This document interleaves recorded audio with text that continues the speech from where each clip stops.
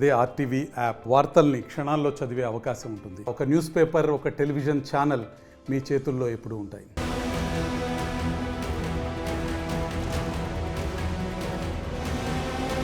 Technology మారినా మనిషి బుద్ధి మారడం లేదు.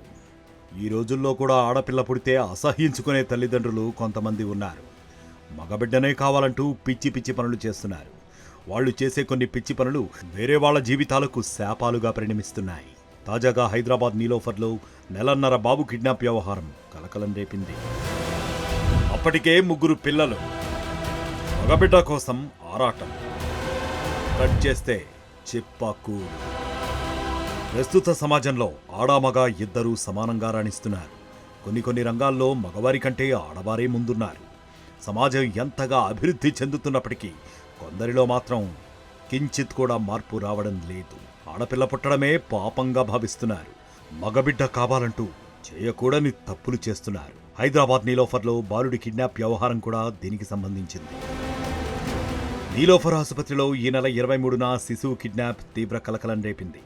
జహీరాబాద్కు చెందిన దంపతులు నెల రోజుల క్రితం మగబిడ్డకు జన్మనిచ్చారు. చిన్నారి అనారోగ్యానికి గురి కావడంతో వైద్యుల సలహా మేరకు గత నెల 20న నీలోఫర్ ఆసుపత్రికి తీసుకొచ్చారు. నెల రోజుల పాటు చికిత్స పొందిన శిశువును శనివారం సాయంత్రం డిశ్చార్జ్ చేశారు.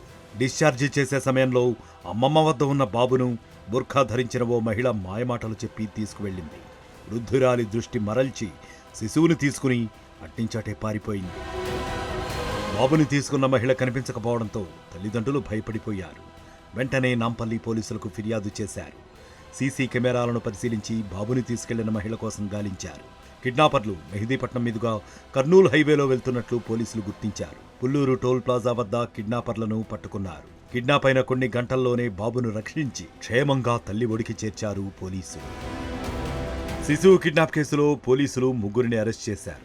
బాబుని ఎందుకు కిడ్నాప్ చేశారన్న దానిపై ఆరా తీశారు. విచారణలో మగబిడ్డ కావాలన్న ఆశతో బాబుని కిడ్నాప్ చేసినట్లు తేలింది.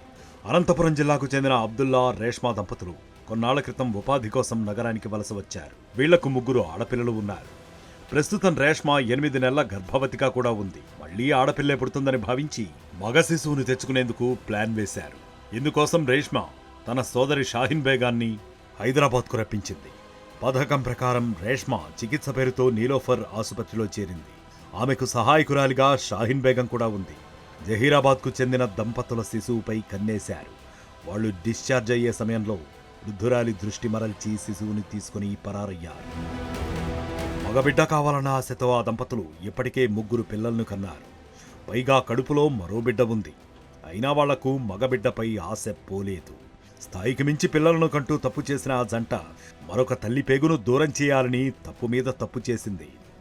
ఆడైనా మగైనా మన పిల్లలే అనుకుంటేనే జీవితం, లేకపోతే వీళ్లకు పట్టిన గతే పడుతుంది.